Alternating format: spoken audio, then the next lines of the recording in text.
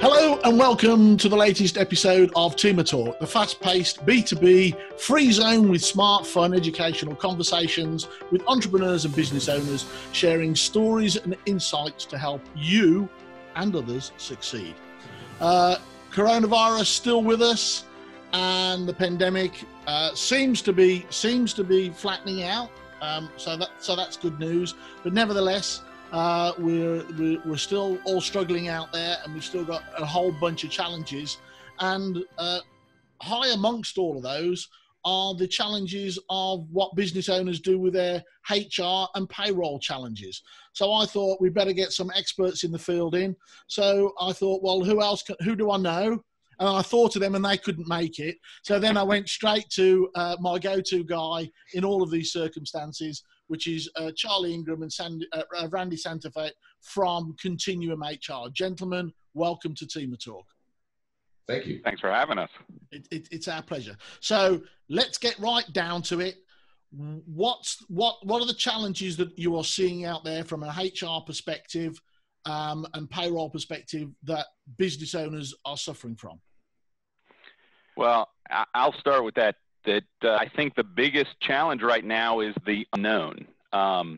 It is very difficult to see our way through this to what our outside exposure is going to be on any of the issues related to people who are currently left out of work on purpose. That is to say, the place where they work is unavailable to them to have work performed. Their jobs can't be performed from a remote location. How long is that going to last, and what does one do with those people in the meantime? So I think really the unknown is the key indicator at this point. As soon as we get some clarity, even if it's clarity in the bad news form, that clarity will be able to be leveraged and invested in the right kind of ways. Right now, there's very little to do. Right. Is that true where you are as well, Randy, in the southern market? Is. Yeah, a lot of uncertainty.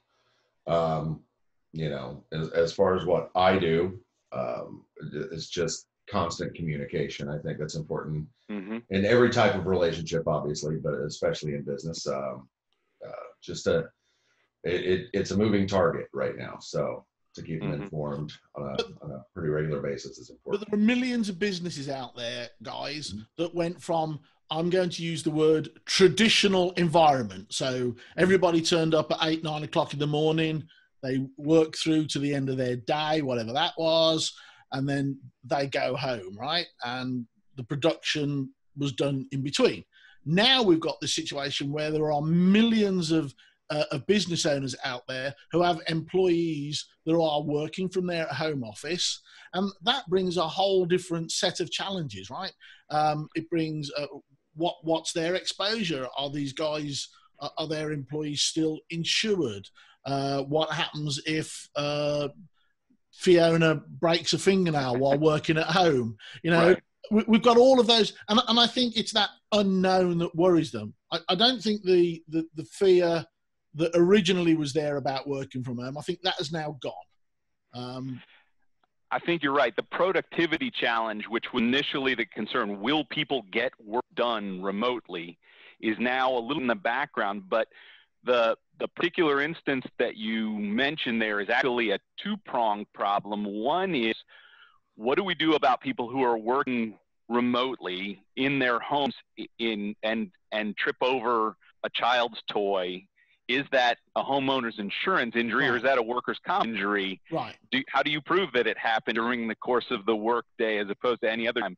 The second part of that actually I think is a little bit fluid still, because insurance is handled state by state. There's no federal guideline to give clarity to this. But what about the people who are currently being paid to not be at work in a technical sense?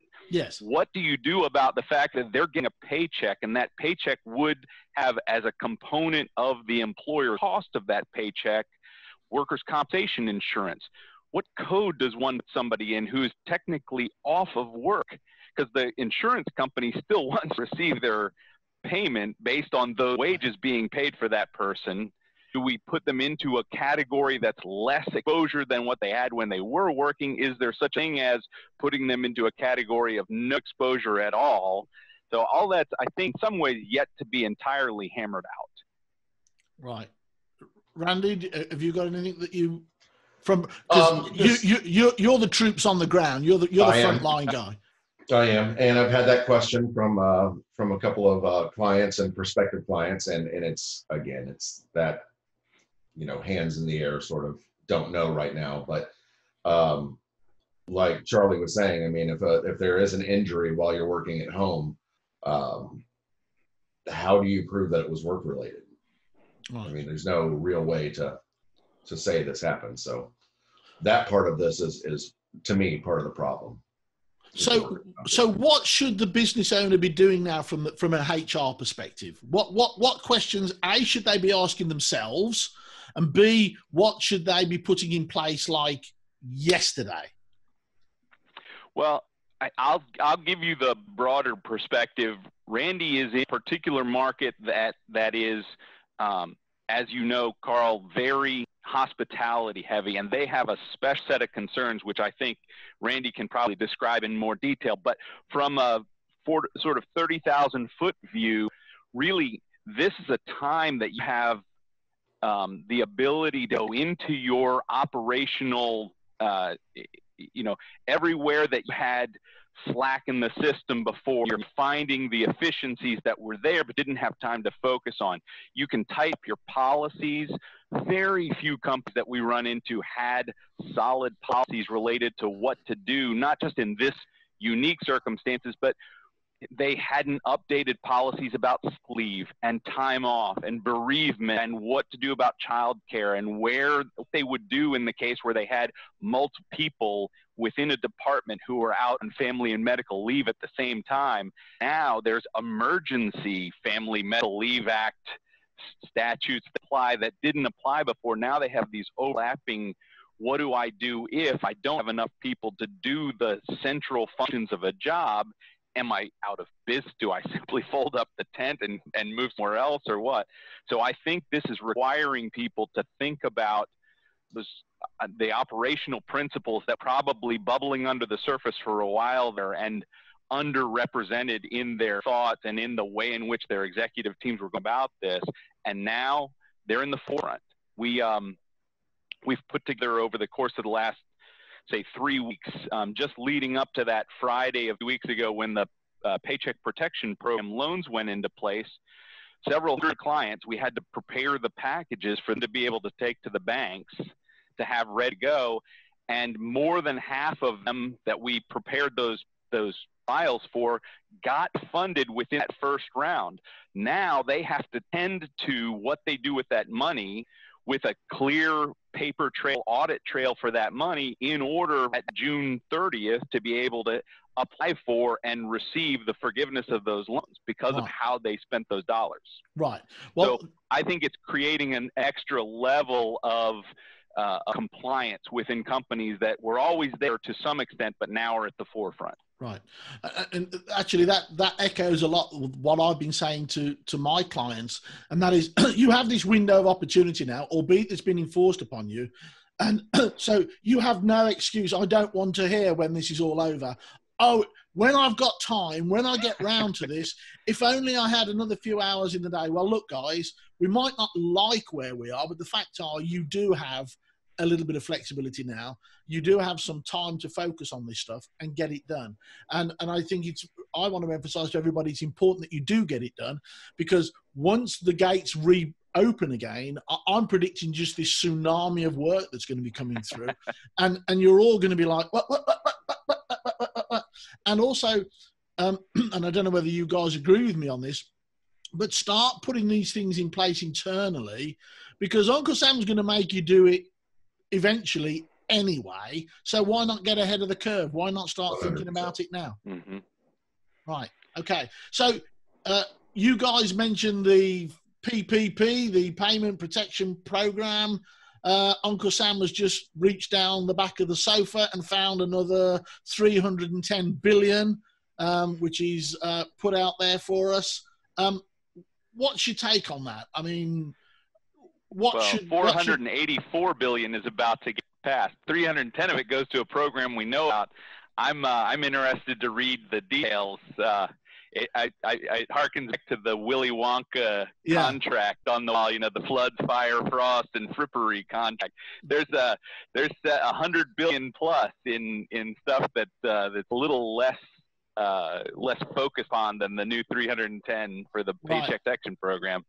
But I'm pleased that they're doing that. We had a number of clients who, even though they had tried diligently out in front of that first wave of this, weren't able to be funded at that time.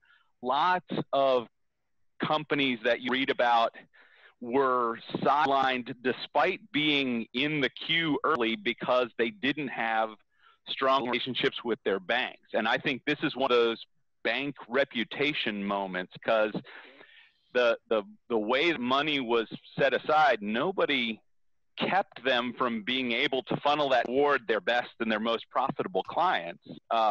So, incentives being what they are, there went those first dollars out the door to the clients of those banks that had the strong lender relationships already established.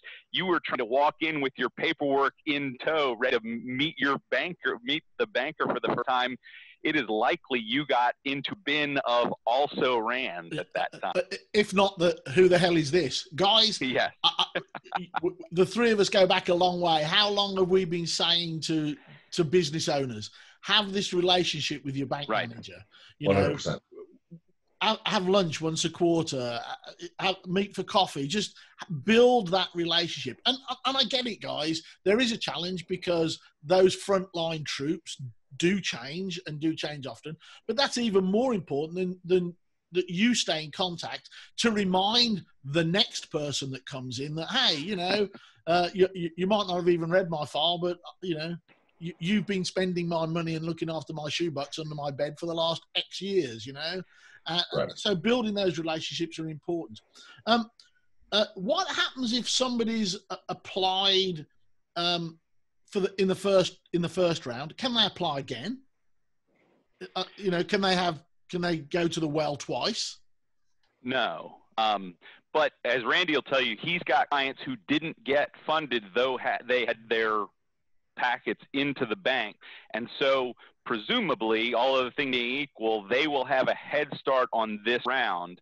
The one double dip point that isn't, you can't go to the Paycheck Protection Act twice, but while you are waiting to see if you get the loan and you get loan forgiveness from the Paycheck Protection Program, you can actually also apply for and begin to receive and use deductions on your, it's called the FFCRA, which is basically a Social Security component of your FICA taxes. You can set aside toward payment for people who were out of work because of the coronavirus. You can use both of those things in tandem until that Paycheck Protection Program dollars become a forgiven loan or a grant to you. Okay. So that's the one place where we're seeing people use two different mechanisms for gaining dollars from the government that they would otherwise have to pay. Okay. And that's a first for me. I've not heard of that before. So, Charlie, where can people go to find out more information on this? Can they call you? Can they reach? Well, I'll tell you what, after we break, I will send you links for information. But that part was actually before the first part of the CARES Act, C-A-R-E-S Act, talked about this FICA credits for people who were put out of work. So in Randy's world, that is restaurants, hotels, folks who were a part of the first wave of the Great Suppression, right? There was nothing wrong with your business. There was no reason other than this coronavirus for you to not be able to participate in the marketplace, and yet your people are now on the street because of this. You had people who had to stay home because their children were out of school and they didn't have other forms of child care. There were a particular collection of, if you meet these criteria, you can take the money that you would have paid for those folks' FICA and apply it toward wages that you're paying to keep them keeping them being paid in the midst of their not being able to come to the office. Right. So they're sick. They have a relative who's sick. They didn't have access to child. There were some particular things, but that was the FCRA, and I'll get you information to be able to for your listeners there.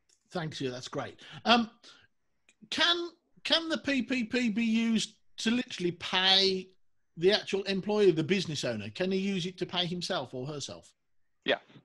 I think it depends on as how long they're as you're structured, correct? Yes, as long as you're in a position where you can be paid by the company. So your tax structure has something to do with that. If you're a partner of a certain type LLC, there are restrictions on what you can do. But if you are otherwise an employee of the business, you are still an employee of the business. Right. And what about traditional SBA loans? Are they still out there in the traditional format? Can business owners still go get those? My understanding is the two that are at issue in all of new stuff are the PPP loans and there's an EIRC. I'll find the actual term for it, but it's an emergency relief fund that's specific, I think, to nonprofits. It's in the nonprofit sector who are able to get. Now, that one is not available to people who would be eligible for PPP loans, but it comes with a $10,000 immediate, like day later kind of grant that's associated with it, which makes it different from the PP loans. Right. Okay. But those are the two that I've seen in print of late. I'm not sure that the SBA is processing anything else right now. I can't imagine their staff load allows them to do much of anything else right at this moment than what they're doing for these. Right. Randy, when you're on the street, what's happening actually with the business owners? I mean, we've talked here about payroll. I mean, I can imagine you're having conversations that go like something like, Randy, I'd like to have the dollars to do payroll, you know. What are you finding on the street? Fear and confusion. You know, a lot of business owners are reading snippets of things that come through their, inbox or wherever they're reading about these plans, but some of it's not the entire story. So that creates the confusion when you're hearing one thing, you do it this way over here, you do it this way over here. And if it's on Facebook, it must be true, right? Absolutely. Everything on the internet is true. Yeah. Yeah. And so,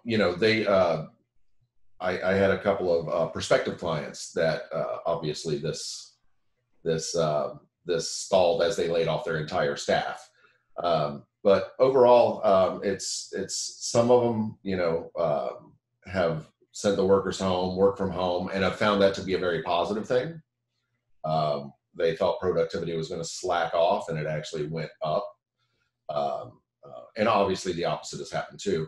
But in relation to all these programs, they just need guidance. A lot of them need just somebody in the know to help them through this. So, right. And what about from a broader perspective, Charlie? What are you seeing? Well, I was going to say, on top of what Randy said, they have needed this. They just didn't know until it began bleeding in front of them. Very few companies that we see had in place good enough structures for managing employees. They didn't have good policies and procedures. They weren't being keep up to date. They weren't doing the things that they needed to do in order to make sense of the markets around them. And in the midst of that, they were treading water. They were what you're talking about before. Oh, if only I had the time to do things. And I think of this now as the Todd Whitrow principle, which is, if during time you didn't develop these other things, you didn't get your policies in place, you didn't get things right, it wasn't that you didn't have time, it was that you didn't have discipline. Correct. So that's where I think you've been telling your folks for a long time now. Yeah. You need things to be a part of your business acumen. Yeah, I've made it clear. It's almost like gone out in memo phone. Do not come crying to me. I don't want to hear it. I don't want to know. Right? I'm telling you, now's the time. Now's the time. So, gentlemen, do you think that working from home is here to stay? Do you think the WFH model, as opposed to the WTF model? Like I was just saying to some of the clients that I have, some of them said, say they have multiple locations or something, and one of them is basically an administrative location or inside sales. They're saying, I might get rid of the office. I might cut that expense now because this is working very well. I had no idea it was going to work this well. And obviously the opposite is true too, and probably everything in between. So what do you think, Charlie? We've actually offered our front porch for most of the bars and restaurants in the neighborhood to use on a work home basis, and That's so very nice. yeah, a giver. That's it. So, what do you think is on the horizon? Where do you see the future? What are you guys anticipating? Let us say the next 2 years. Where do you think it's all going to go?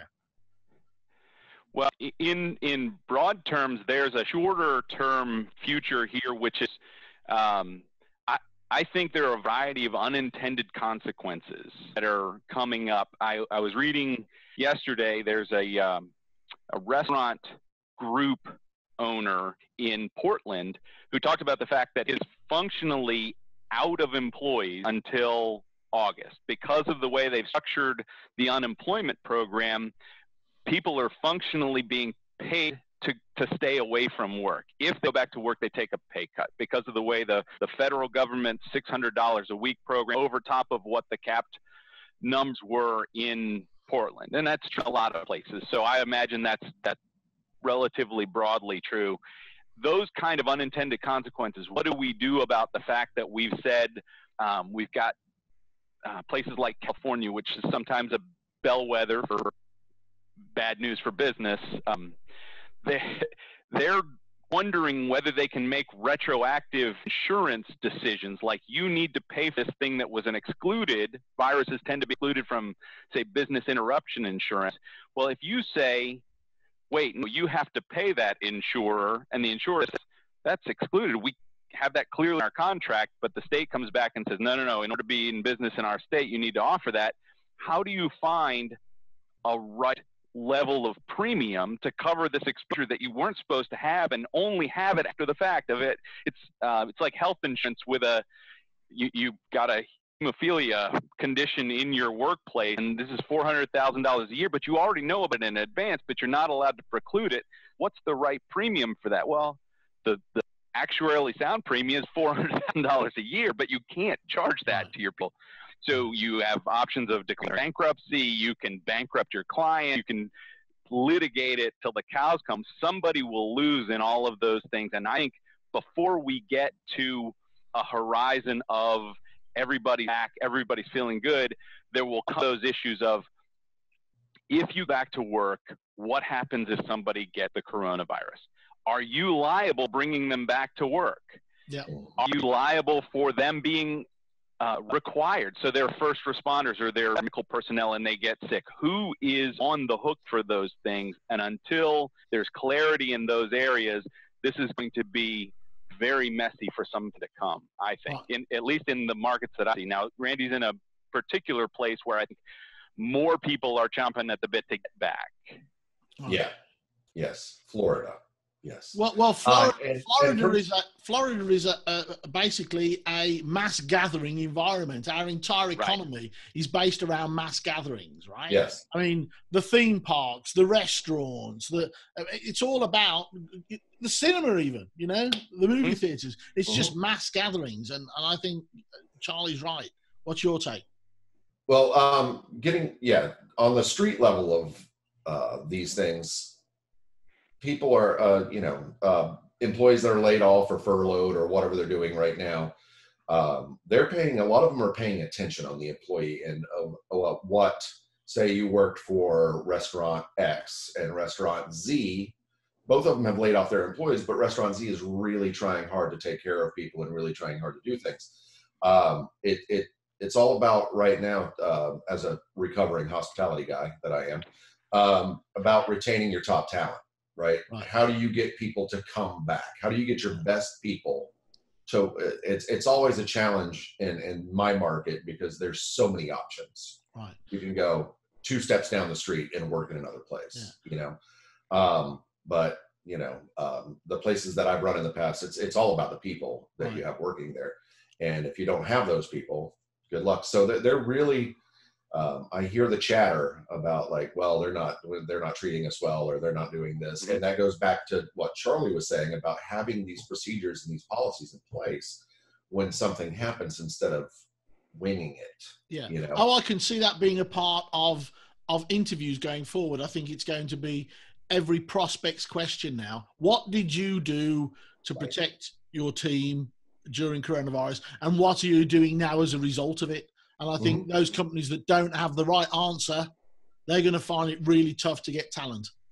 I would imagine Glassdoor and places like that are going to be absolutely rife with descriptions of how my company either made their reputation something that will carry with them forever, for good or bad, or failed in some way to do what employees needed them to do, and they'll carry that around like the scarlet letter. Right. Absolutely. 100%. Absolutely. Gentlemen, we've touched on all things HR and payroll related. We're coming into the last portions of the show, and as all our viewers know, this is when I put you guys through the ringer with the quick 20 questions. And so I'll start with Charlie. I'm just picking them at random. Here we go. Best piece of business advice you were ever given, Charlie? Ken Blanchard said servant leadership. The term servant leadership was something that I have had with me sort of in my toolkit for about 17 years now, and I have never regretted having that as a go-to. Right. Randy, what's your answer to that one? I'm sorry, just piggybacking on Charlie, you know, as a recovering hospitality guy, I'm all about service, seriously. And so to be client focused and really Ray Dial, who was a trainer in our arena, basically shut up and listen. All right. Which words or phrases do you most overuse? Well, in this particular podcast right here, I've said 100% like 5 times, and that's really annoying. So, what about you, Charlie? What do you think is the most overused phrase? Your most overused phrase? Best practices. And I used it before it became this throwaway term. I really believed in it at one time, but now you say it, and I feel like a dope for saying it every time. So, if you want to get yourself hyped up, Randy, is there a song or a tune that you listen to? You know, like that Rocky thing. I mean, do you have a go-to? This is my tune. I do, but it's not the normal. Gloria Gaynor. Go ahead. What's that? Gloria Gaynor. Go ahead and say it. It is Gloria Gaynor. I don't know how you knew that. It doesn't make you a bad person, Randy. It just doesn't make you a bad person. It doesn't? No. It makes you somebody I never want to have a drink with again, but it doesn't make you a bad person. What about you, Charlie? Wall of Voodoo, Mexican radio. Nice. All right. Okay. Randy, which living person do you most admire? Well, I think it used to be Richard Branson. Till he asked for PPP loan? Yes. Living person that I most admire. These aren't trick questions, Randy. Because there's a lot of them. Well, while you're thinking about it, Charlie, who's yours? Yeah. Well, setting you aside for a moment, Carl, because I don't think that's fair at all. I have always been pretty bowled over by a gentleman named David Lucas, who's a Southwest Florida icon. But having watched him go through ups and downs the way our market turned over the middle of the last decade, that's a man of character that I would hold up with almost anybody in the world. There you go. Randy, have you come up with anybody yet? On a local level, it's probably Scott Fisher, just because what he's been through. I mean, came down here, you know, started several businesses, failed, and then obviously took off and then reinvented himself again 2 or 3 years ago into something completely new. And I know that's not I know a lot of people have done that. That's somebody I know personally. That's somebody I know directly. Okay. All right. I've got an easy one for you here, Andy. Favorite cocktail? Oh, I think you know this, Carl. It's gin and tonic. Gin and tonic. I don't think I'm getting invited to everything I should be invited to then. Well, come on, Charlie. I mean, I'm not opposed to some sort of bourbon or scotch, you know, neat or on the rocks. But I mean, if we're making something with a mixer. All right. Charlie, favorite cocktail? Sazerac. I knew Hand it. down. Okay. You knew it. It had to be that. That's Right. Charlie's drink test when he goes into other cities and goes to a hotel bar or something like that, and he's testing the bartender. Right. I actually thought he was in the witness protection program now, but that's a whole new, that's a whole other issue. That's a whole, right. Okay. Last question for both of you before we wrap it up. If this program could connect you with anybody, one person, prince, potentate, dictator, floor cleaner, it doesn't matter. The good, the great. If it could connect you with just one person, you want one person to see it and go, I'm going to give them a call. Who's it you want it to be? Charlie. Charlie Munger. Charlie, give Charlie a call. Thank you.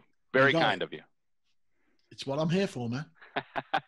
Randy, anybody? That's a difficult question. I am struggling with you, Carl. Carl Gibbons, is that the correct answer? That is the correct answer. It's a suck-up answer. I don't know if it's going to get you any. I don't know if it's going to get you any more brownie points. Okay, guys, it's been great talking to you. You are my go-to. You are my go-to human resource people. You know that, but I want you to make sure that our viewers know that too. So, Charlie, how can they get a hold of you? How can they get a hold of Randy? Where do they need to go? Who do they need to call? And what do they need to ask? Well, ContinuumHR.com is the place to get to all the information about us. My toll-free line is 888-633-4333. Give them that again.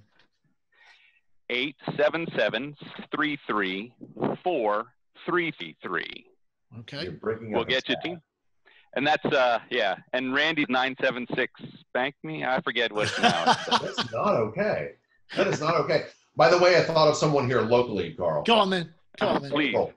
Who? April.